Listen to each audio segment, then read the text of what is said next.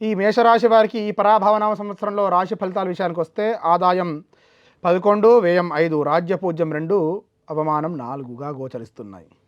ఈ రాశి వారికి గురువు బృహస్పతి సంవత్సరారంభం నుండి 1 జూన్ 2026 వరకు మిథున రాశిలో తృతీయ స్థానంలో సంచరించడం చేత మరియు ఆ తదుపరి 2 జూన్ 2026 నుంచి మొదలుకొని 31 అక్టోబర్ 2026 వరకు మరలా 25 జనవరి 2027 నుండి వత్సరాంతం అంటే ఈ సంవత్సరాంతం అంతా కూడా చతుర్థ స్థానంలో అశుభముగా గోచరించడం వల్ల మనోవిచారం అధికమవుతుంది.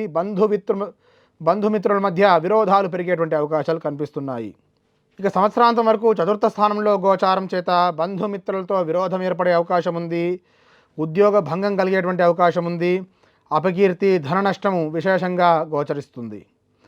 అట్లాగే మేషరాశి వారికి శని ఈ సంవత్సరం ప్రారంభం నుండి మీనరాశిలో ద్వాదశ స్థానంలో ఉండడం వల్ల ఏలినాటి శని ప్రభావం సంపూర్ణంగా కనిపిస్తుంది. ప్రథమ పాదంలో ఏలినాటి శని ప్రభావం చేత, వ్యయభావంలో శని గోచారం చేత అపకీర్తి, మనస్తాపము, శత్రువులు పెరిగేటువంటి అవకాశం కనిపిస్తుంది. అకాల భోజనములు, నిత్య కలహములతో కాలం గడుపుతారు.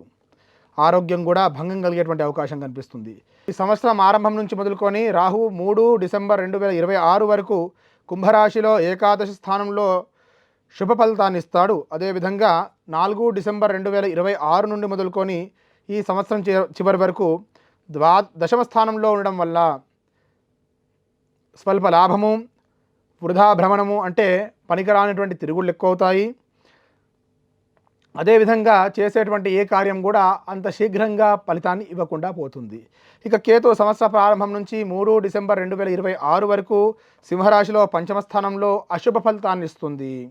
ఆ తదుపరి 4 డిసెంబర్ 2026 నుండి కర్కాటక రాశిలో చతుర్థ స్థానంలో గోచరిస్తుంది. దీని ఫలితంగా నీచ స్త్రీ వల్ల ఇబ్బందులు పడడం, నీచ స్త్రీ పరిచయాలు పెరగడం, స్త్రీపరమైనటువంటి ధన వ్యయం చేసేటువంటి అవకాశం గోచరిస్తుంది.